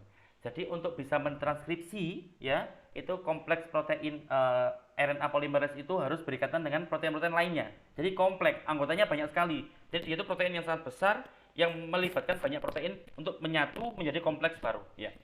Tujuannya apa? Tujuannya karena memang proses penerjemahan kode dari gen itu sangat memerlukan ketelitian, sehingga perlu bantuan dari banyak protein supaya memastikan bahwa prosesnya itu sangat teliti, ya. Jadi RNA polymerase. Dan ternyata untuk bisa melakukan aksi itu, kompleks yang sudah sangat besar tadi, yaitu kompleks protein RNA polymerase tadi, masih harus berikatan dengan kompleks lain yang disebut sebagai kompleks namanya mediator. Itu juga isinya banyak sekali, ada 30-an protein yang bersatu membentuk kompleks namanya mediator. Mediator nanti berikatan dengan RNA polymerase sehingga nanti proses transkripsi yang tadi itu bisa menjadi sangat akurat, ya. Jadi luar biasa Maha Besar Allah dengan ciptaannya yang ternyata di tubuh kita, di dalam sel, setiap saat terjadi proses seperti ini. Hampir semua kejadian teman-teman misalkan habis makan, ya. Maka makan nanti terus berproses, ujung-ujungnya bisa jadi juga transkripsi gen. Untuk apa? Ya untuk keperluan tertentu, misalkan tadi untuk memproduksi insulin. Habis makan banyak, terus ada sinyal yang sinyalnya dikirim ke sana kemari sampai akhirnya nyampe nanti sel beta pankreas tepatnya. Sel beta pankreas diminta untuk, beta pankreas, bulan baru makan, gula darahnya bentar lagi naik, segera siapkan insulinnya supaya nanti gula darahnya naik, langsung bisa kamu turunkan. Jadi semua proses yang ada di tubuh kita itu melibatkan ini, transkripsi gen semacam ini. Jadi kalau jangan tanya, Pak, buat apa sih Pak belajar sing gak penting ini? Ya ini penting, karena proses inilah yang terjadi setiap saat yang seringkali kita lupa, dan lupanya itu termasuk rahmatnya Allah. Bayangkan kalau kita manusia dibuat atau diciptakan oleh Allah untuk berpikir hal semacam ini. Ya, setiap saat ya, maka setiap hari kita akan stres mikir, oh sekarang aku harus ngapain ya, oh sekarang harus ngapain ya, harus ngapain ya. Tapi sekarang kita belajar ini semata-mata untuk mengingatkan kita bahwa tubuh kita, ya atau misalkan teman-teman ada yang down, Pak, saya capek KKL, Pak, saya malas kuliah, Pak, saya sudah nyerah skripsi saya. Maka ingatlah hal semacam ini, bahwa di tubuh jenengan itu ada molekul-molekul yang luar biasa nggak pernah capek, yang dia kerjanya luar biasa sulit, tapi toh tiap hari mereka masih mau bekerja seperti itu. Buktinya apa? Buktinya kita saat ini masih sehat walafiat. Berarti proses ini masih berlangsung dengan tepat, dengan akurat ya, begitu. Next. Then undergoes a conformational change. Introns are non-coding RNA sequences that must be removed before translation. The process of removing the intron is called splicing. The intron is then cleaved at the 5' GU sequence and forms a lariat at the A branch site. The 3' end of the intron is next cleaved at the AG sequence, and the 2 exons are ligated together. Ya, lihat bagaimana proses penyambungannya luar biasa, dan ini terjadi As the spliced di seluruh mRNA is sel released kita. from the Kita spliceosome, punya sel banyak sekali. the intron debranches and is then degraded. Ya, kemudian intron ini akan dibuang dan atau bahkan dihancurkan untuk kemudian unit-unit penyusun dia akan digunakan untuk proses yang lainnya. Jadi ini merupakan RNA splicing. Jadi ini proses ketiga yang terjadi pada messenger RNA, sehingga akhirnya tadi setelah capping dikasih topi, kemudian dikasih ekor atau poly-A-tail kemudian juga ditambah splicing. Sekarang messenger RNA yang tadinya belum matang atau masih labil sekarang sudah menjadi mRNA yang sudah matang atau namanya mature mRNA. Nanti siap dikirim ke sitoplasma untuk ditranslasi menjadi protein. Ya, jadi ini teman-teman. Nah, jadi kemudian tidak berhenti di situ teman-teman. Ternyata sel tadi setelah splicing itu ada mekanisme lain yang namanya adalah alternatif splicing. Jadi misalkan di sini tadi kan digambarkan di video hanya ada satu ekson, ya. Kemudian ada dua ekson, satu intron, ya. Tapi kalau di sini, ya, di sini bagian yang warna di kode 1 itu ekson 1, angka 2 ekson 2, 3 ekson 3, 4 ekson 4, 5 ekson 5. Yang warnanya ini warna marun kalau nggak salah, marun atau merah apa ini saya nggak jelas. Maka ini merupakan darah intron. Yang intron ini karena dia nggak diperlukan lagi, dia perlu dipotong dan dibuang. Tapi ternyata setelah dia dipotong, mana saja ekson yang digabung itu bisa jadi alternatif. Ya, tubuh kita punya sistem seperti itu. Jadi misalkan di sini, oh ternyata ada stimulus tertentu yang mana stimulus itu mengatakan bahwasanya oh, baik semua ekson harus disertakan. Maka ekson 1, 2, 3, 4, 5 disertakan, disambung tadi dengan bantuan spliceosome, jadilah protein. Yang protein tadi namanya protein 2, 3, 4, 5. Yang pertama ini dibuang karena biasanya yang pertama ini hanya untuk pengantar, ya. Jadi untuk kode saja, ya. Jadi 2, 3, 4, 5 protein 2, 3, 4, 5. Tapi ternyata misalkan di sisi lain ada kode tertentu, ada sinyal tertentu, misalkan ada hormon tertentu. Hormon tertentu datang menyebabkan apa? Menyebabkan yang tadi seharusnya normalnya adalah 1, 2, 3, 4, 5 itu disimpan atau dipertahankan, tapi akibat hormon tadi maka prosesnya diubah menjadi 1, 2, 4, 5. Yang ketiga tidak diikut sertakan, sehingga terbentuklah protein baru namanya 2, 4, 5. Sorry, bukan protein baru, tapi alternatif protein, ya. Karena dari proses namanya alternatif splicing, maka produknya pun disebut sebagai alternatif produk. Lah, Pak, efeknya apa? Bisa jadi kalau misalkan bagian yang nomor 3 ini penting sekali, kan bagian nomor 3 ini kan membawa kode protein tertentu, membawa kode untuk bagian protein tertentu. Kalau bagian itu sangat penting bagi proteinnya, maka bisa jadi yang produk kedua yaitu 2, 4, 5 menjadi tidak berfungsi. Yang 2, 3, 4, 5 berfungsi dengan baik, tapi kalau yang nomor 3-nya hilang, maka kehilangan fungsinya dia. Ya, jadi seperti itulah yang dimaksud dengan alternatif splicing. Ini juga tidak lepas dari pengaruh hormon, makanya kita belajar tentang hormonal dan itu sangat luar biasa karena prosesnya yang diatur oleh hormon itu sangat luar biasa, banyak dan sangat kompleks. Ini lanjutan tadi. Contoh lain dari splicing. As DNA is transcribed into RNA, it needs to be edited to remove non-coding regions or introns shown in green. Yang green, This yang editing hijau process intron. is called splicing, which involves removing the introns, leaving only the yellow protein coding regions called exons. RNA splicing begins with assembly of helper proteins at the intron-exon borders. These splicing factors act as beacons to guide small nuclear riboproteins to form a splicing machine called the spliceosome. Yang hijau intron, dan di intron akan dibuang ya. Jadi ada banyak kompleks protein yang terlibat ya, teman-teman bisa lihat sendiri. The animation is showing this happening in real time. The spliceosome then brings the exons on either side of the intron very close together, ready to be cut. One end of the intron is cut and folded back on itself to join and form a loop. The spliceosome then cuts the RNA. Exon dengan exon lainnya bergabung, intronnya sudah siap untuk dibuang ataupun dihancurkan dan di recycle. Proses ini juga tidak lepas dari pengaruh hormon. Jadi luar biasa Release pentingnya hormon. Ya, kemudian tadi setelah messenger RNA tadi sudah siap, sudah dikasih topi, dikasih ekor, intronya kemudian dibuang lewat mekanisme namanya proses splicing, maka sekarang sudah siap untuk dikirim ke sitoplasma. Untuk apa? Untuk ditranslasi atau diterjemahkan. Teman-teman ingat Google Translate, maka sama dengan di sini, kode-kode yang dibawa oleh messenger RNA yang A, U, G, G, A, U, C, U dan sebagainya itu akan diikat oleh ribosom, lagi-lagi kompleks ribosom, kemudian diterjemahkan, jadilah asam amino, rantai asam amino. Ini asam amino pertama, kedua, ketiga, keempat, lima. Setiap 3 kode yang ada di messenger RNA akan diterjemahkan menjadi satu asam amino. Setiap 3 kode, misalkan ini adalah AAG. AAG itu adalah kode untuk fenilalanin, ya, asam amino fenilalanin atau V. Maka kode ini akan diterjemahkan menjadi V. Kemudian nanti ACG itu identik dengan triptofan, kalau saya tidak salah ya.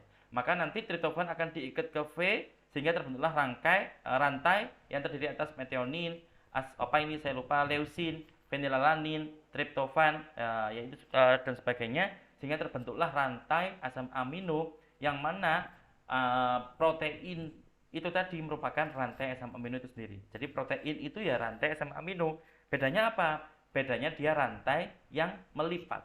Ya, jadi ada lipatan. Jadi protein itu supaya dia bisa berfungsi dengan maksimal, bisa fungsional, dia itu perlu melipat untuk mendapatkan bentuk yang 3 dimensi. Karena dia perlu bentuk 3 dimensi untuk bisa bekerja untuk proses-proses yang dia harus terlibat. Ya, jadi seperti itu. Videonya seperti ini. Lanjut, ini tadi kan masih messenger RNA ya dari proses yang tadi. Sekarang sudah siap untuk dihantarkan ke sitoplasma karena dia sudah dikasih topi, sudah dikasih ekor, dari intronya sudah dibuang. Protein factories in the cytoplasm, called ribosomes, bind to the messenger RNA. The ribosome reads the code in the messenger RNA to produce a chain made up of amino acids. There are 20 different types of amino acid. Transfer RNA molecules carry the amino acids to the ribosome. The messenger RNA is read 3 bases at a time. As each triplet is read, a transfer RNA delivers the corresponding amino acid. This is added to a growing chain of amino acids. Ini namanya proses translasi. Ya.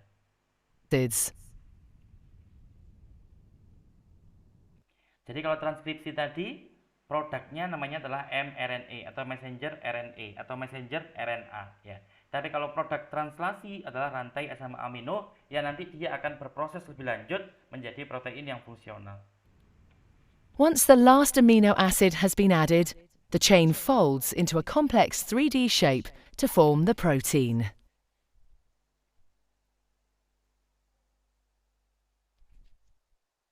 Ya, inilah protein yang fungsinya banyak sekali, termasuk tadi hormon insulin itu juga termasuk protein, ya. Kemudian tadi RNA polymerase juga ada proteinnya. Jadi dia berperan untuk juga membantu proses transkripsi. Ada proses namanya apa? Proses namanya tadi splicing. Splicing tadi teman-teman ingat ada spliceosome. Di spliceosome itu dia itu merupakan kompleks yang besar sekali, terdiri atas apa? Terdiri atas protein dan juga ada RNA lain yang terbentuk di sana yang berikut menjadi kompleks. Ya, jadi protein fungsinya luar biasa banyak. Atau teman-teman tadi ingat ada sinaps. Ya, jadi di celah sinaps tadi maka yang berfungsi sebagai reseptor, tadi ada reseptor kalsium, ya. itu juga merupakan protein. Jadi protein, mengapa kok protein sering disebut? Karena protein memang sangat penting, karena itu tadi. Oleh karena itu tadi saya sampaikan, hampir semua proses di kehidupan kita itu nanti salah satu tahapan responnya itu adalah transkripsi gen yang sesuai, ya, yang diharapkan, yang memang harus bekerja. Ya, jadi itulah ujung-ujungnya pasti berakhir dengan transkripsi. Transkripsi nanti menghasilkan messenger RNA. Messenger RNA ditranslasi menjadi rantai asam amino. Rantai asam amino diproses menjadi protein yang fungsional yang semacam ini. Jadi itulah proses tubuh kita. Setiap saat ada seperti itu. Kita nuwun sewu, kita mungkin makan, maka setelah makan ada transkripsi gen. Habis kita minum obat ada transkripsi gen. Bahkan nuwun sewu, ada orang yang sakit, yang buat sakit juga pasti salah satu tahapannya adalah transkripsi gen. Jadi betapa pentingnya transkripsi gen, sehingga orang gampangannya bilangnya begini, oh gen itu penting, gen itu materi genetik, sehingga apa yang terjadi pada materi genetik kita pun bisa mengalami efek yang sangat signifikan. Intinya apa? Ya karena memang gen itu tadi penting. Next. Ya, kemudian setelah dibentuk, setelah diperoleh rantai asam amino, nah kemudian nanti akan ditentukan nanti protein tadi mau dikirim kemana. Jadi kita tahu tubuh kita itu sangat luas sekali. Nah, jadi nanti ditentukan protein yang baru dibuat itu dibutuhkan di daerah mana. Ya. Itu nanti akan ditentukan lewat proses namanya post-translational processing.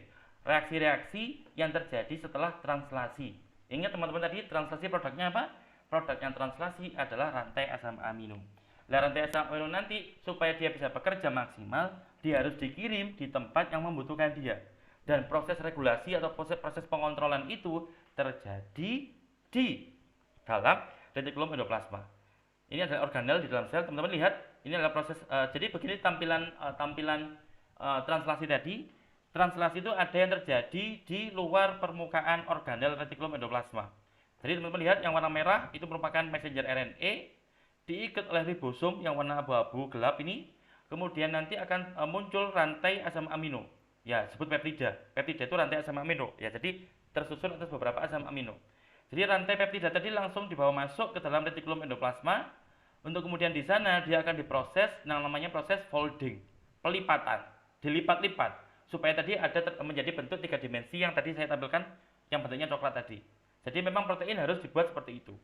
Di folding di dalam retikulum endoplasma, dilipat-lipat sampai posisinya betul, baru nanti kemudian dia akan dikirim, ya. Apakah dikirim ke tempat jauh, apakah dekat? Kalau jauh, maka bisa jadi dia nanti perlu dibungkus lebih lanjut ke dalam bentuk secretory vesicle. Ingat teman-teman, vesicle itu apa? Vesicle itu kantong-kantong yang tadi untuk pengiriman jarak jauh. Yang tadi pengiriman jarak dekat pun ya bisa. Kayak pengiriman transmitter tadi, di sinaps tadi, itu juga bisa. Ya. Jadi proses-proses ini juga tidak lepas dari pengaruh hormon. Proses yang sangat kompleks, proses yang sangat luar biasa, canggih, yang tapi setiap hari terjadi di sel-sel tubuh kita, yang kita nggak pernah merasakan betapa ribetnya mereka.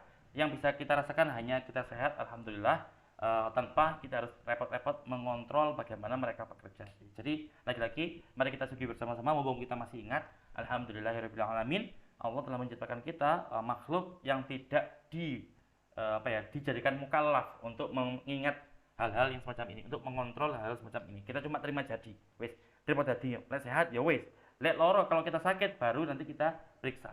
Kira-kira sakitnya di mana? Bagian mana yang rusak, bagian mana yang sedang error saat itu, baru kita cari. Tapi kebanyakan ketika kita sehat, nggak perlu kita berpusing-pusing untuk mempelajari hal ini. Ya kecuali kita anak biologi, calon dosen, calon guru, harus tahu hal-hal semacam ini. Supaya apa? Supaya nanti bisa memberitahukan kepada anak didik kita, entah itu anak SMA, entah itu anak SMP, entah itu mahasiswa-mahasiswi, untuk tahu bahwa ini loh tubuh kita luar biasa canggih. Setiap saat ada proses seperti ini, maka bila mana kamu down hanya gara-gara mungkin PR-nya sulit, atau gara-gara laporannya sulit, atau karena makalahnya banyak, maka ingatlah bahwa tubuh kamu, tubuh kita luar biasa canggih. Hal semacam itu nggak ada apa-apanya dibandingkan betapa beratnya beban yang ditanggung oleh sel-sel kita, karena mereka harus mengontrol reaksi-reaksi yang sangat canggih seperti ini. Ya. Baik, ini mungkin video terakhir karena kita sudah jam 8:05 ya. Kita waktunya berakhir jam 8:05. Mari kita tutup dengan materi ini. Insyaallah selesai setelah ini. Proteins move from the endoplasmic reticulum to the Golgi apparatus. Soluble proteins are carried inside vesicles, and membrane-bound proteins are carried in their membranes. Vesicles bud from the ER and move toward the Golgi cisphase. This vesicle is Jadi yang merah-merah itu memang protein. Berarti protein yang tadi dibuat dari proses translasi, ya. Dia protein yang masuk kategori protein yang larut di air, ya. Untuk protein-protein yang larut di dalam air, maka dia akan dikirimkan dengan cara dikirim dalam bentuk kantong-kantong, di vesicle tadi. Ingat vesicle. Jadi dia dikirim dalam bentuk vesicle. Tapi ada protein-protein seperti yang hijau-hijau ini, dia protein yang tugasnya itu untuk dia di membran. Kayak tadi teman-teman ingat ada protein reseptor yang dia tuh berada di membran sel, lokasinya dia memang dia kerjanya di sana. Maka protein-protein yang seperti itu sudah dilatih, ya. Di retikulum endoplasma ini dia dilatih untuk sudah berada di membran-membran. Lah nanti ngirimnya dia bagaimana? Ngirimnya sudah pakai membran juga. Jadi membrannya itu seperti dipotong gitu, ya. Dipotong semata-mata untuk mengirimkan protein-protein tadi menuju tempat pengiriman selanjutnya. carrying soluble proteins, proteins not associated with the membrane. The vesicle fuses with the Golgi apparatus, delivering the proteins to the Golgi lumen. Another vesicle pinches off the ER, carrying proteins in its membrane. Ya, ini merupakan proses vesicle yang membawa juga vesicle yang bahan dasarnya adalah protein membran, yang mana dia juga membawa protein-protein yang nanti akan bekerja di daerah membran. It also moves to the Golgi apparatus, and when its membrane fuses with the Golgi apparatus, the proteins it carries remain in the Golgi membrane. Lagi, karena dia nanti kerjanya adalah di membran, maka di sini pun juga dia sudah diletakkan di membrannya aparatus Golgi. Ini kan aparatus Golgi yang tadi sebelumnya adalah retikulum endoplasma. Jadi inilah salah satu proses lanjutan dari serangkaian proses atau produksi pembuatan protein. Ribet sekali proses pembuatan protein itu, oleh karena itu belajarnya pun juga sulit. Dan salah satu molekul yang mengontrol ini semuanya adalah tadi hormon. Ya, jadi kita belajar hormon 100 meter ke depan, termasuk untuk mempelajari proses apa saja yang dikontrol atau diregulasi oleh sistem hormonal kita. Ya. Nah, baik. Jadi ini tadi tahapannya bagaimana protein snare tadi teman-teman ingat ketika proses pelepasan transmitter ya di celah sinaps itu pun juga ada protein snare. Jadi protein snare memang terlibat untuk proses pembentukan vesicle. Ya. Jadi vesicle itu salah satu penyusunnya adalah protein snare yang nanti dia akan terus terlibat untuk proses pengiriman tadi, untuk pembentukan vesicle pengiriman. Ya. Baik, mungkin itu materi yang bisa saya sampaikan pada hari ini. Jadi proses tadi yang saya sebutkan, insya Allah kalau teman-teman bisa memahami, merupakan proses yang sangat kompleks, proses yang memerlukan penelitian sangat tinggi, dan itu semuanya bisa tercapai dengan baik. Kita bisa sehat setiap saat ini kita sehat, kemarin kita sehat, lusa pun insya Allah kita sehat.